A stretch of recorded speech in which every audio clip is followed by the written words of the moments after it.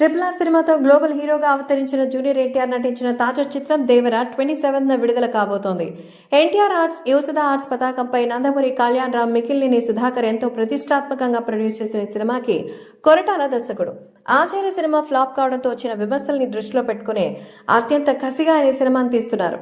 ప్రపంచవ్యాప్తంగా విడుదల కాబోతున్న దేవరపై అంచనాలు భారీగానే ఉన్నాయి. ఈ క్రమంలోనే ఈ సినిమా తొలి ఇండియన్ సినిమాగా అరుదైన రికార్డుని నెలకొల్పింది. ఈ సినిమా నుంచి విడుదలైన పాటతో ఇప్పటికే రికార్డు బద్దలు కొడుతున్న ఈ సినిమా తాజాగా మరో ఘనతని తన ఖాతాలో వేసుకుంది. విశ్వవ్యాప్తంగా ఈ సినిమా టికెట్స్ ని అమ్మకానికి పెట్టారు. టికెట్స్ అన్ని హాట్ కేకులుగా అమ్ములవుతున్నాయి. ఈ సినిమా విడుదలకి ముందే ఓవర్సీస్ లో ప్రీసేల్ బుకింగ్స్ తో $1 మిలియన్ మార్క్ ని అందుకుంది. ఉత్తర అమెరికాలో బాక్స్ ఆఫీస్ చరిత్రలో అత్యంత వేగంగా ప్రీసేల్ ద్వారా $1 మిలియన్ మార్క్ ని చేరుకున్న సినిమాగా రికార్డు నెలకొల్పింది. ఈ రికార్డుపై జూనియర్ ఎన్టీఆర్ అభిమానులు సంబరాలు చేసుకుంటున్నారు. ఇక దేవర ట్రైలర్ విడుదలైన తర్వాత అయితే ఈ రికార్డులు మరింతగా ముందుకు వెళ్లిపోయిందని చెప్పొచ్చు. ఇంతవరకు ఎవరు కని విని ఎరుకున్నటువంటి రికార్డ్స్ ని నమోదు చేసుకుంటూ దేవర క్రేజ్ చూస్తుంటే అసలు మామూలుగా లేవనేదే చెప్పాలి.